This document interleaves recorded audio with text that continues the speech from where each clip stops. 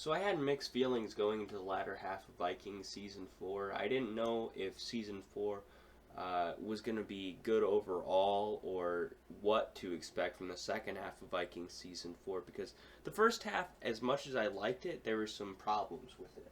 I really didn't like Yidu and the whole drug plot with Ragnar. I think it could have been on way better, or his downfall could have been expressed in a different way. So going into the second half of the season, I didn't know if I would enjoy it as much as enjoyed the previous seasons, or overall if Vikings season 4 was going to be up to par with the previous seasons. But I was pleasantly surprised with Vikings season 4 because the only thing in the end that I ended up not liking was the Yidu plot. I really love season 4. I think it's the best seasons of Vikings yet. From Rollo's betrayal to Eckbert's demise to Ragnar's downfall, I really think that season 4 was the best we've seen of Vikings so far. And there's plenty of people who will disagree with me. A lot of people say it's inconsistent. A lot of people say it's wishy-washy on the quality. But I really love season 4. So let's start. Rollo's betrayal was wonderfully done. I loved seeing him. The only thing I wish could have been done better is him sort of being shoehorned in a little bit at the end of the season. Like, it was interesting to see him go on the journey to the Mediterranean, but I feel like they were trying too hard to put Rollo back into the plot. I love Rollo, don't get me wrong, but I feel like his arc should have ended with him winning the Battle of Paris. I don't like him being shoehorned in because he's a cool character and he deserves better than that. But his whole entire betrayal was wonderfully done in the first half of the season. It was probably the best arc of the first half of season 4, and I loved seeing it. I also love seeing Bjorn's character growth. You know, in the previous seasons we had seen Bjorn sort of just following his father, following Ragnar's every lead, and just following his father sort of blindly everywhere. But we see that his ideas and his past sort of divulge, and we definitely see this in the latter half of the season when his father goes back to England, but he goes to the Mediterranean and chooses to go on a different path. It was very cool to see Bjorn's character growth.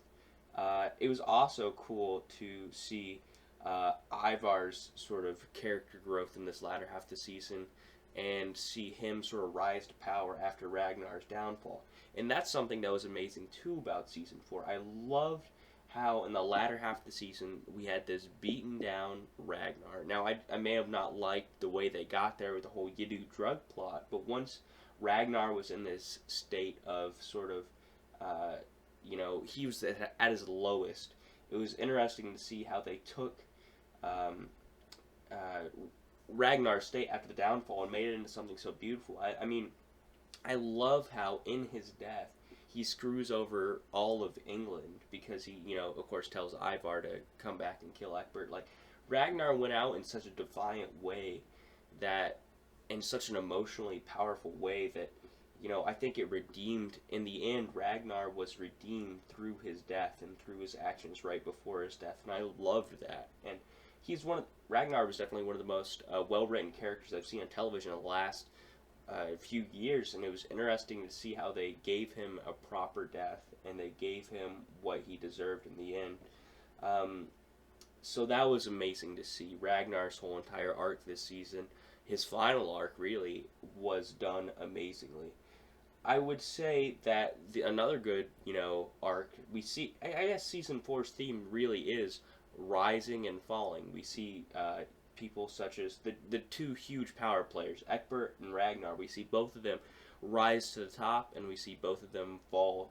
But then we also see other characters rise as well. We see Bjorn, of course. We see Rollo rise, within the ranks of France, and we also get to see Lagatha's sort of rise to power, and I think her power play was one of the coolest to see throughout the season. See her rise from owning this lowly kingdom to becoming queen of Kattegat, and seeing the revenge she got on Aslog for stealing, her kingdom and Ragnar from her was amazing. And a lot of people said, "Oh, it's stupid that she shot Aslog in the back. She didn't have to do that." Well, yeah, she did. Revenge is something that's hammered into Vikings culture.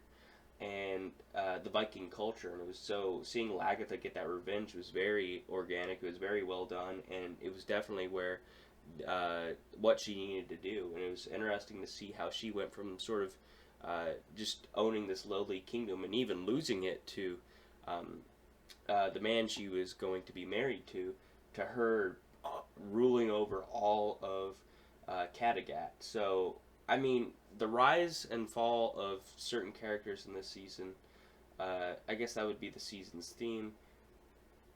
Overall, just season 4 Vikings was amazing. Everything was great about it. The fighting choreography, the drama, the emotion in people's deaths, the action. Vikings was on top this year. And so overall, I'd have to give Vikings season 4 a 9.5 out of 10 because it has been the best season of Vikings so far in my estimation, and it's definitely been one of the best seasons of television I've watched in the past few years.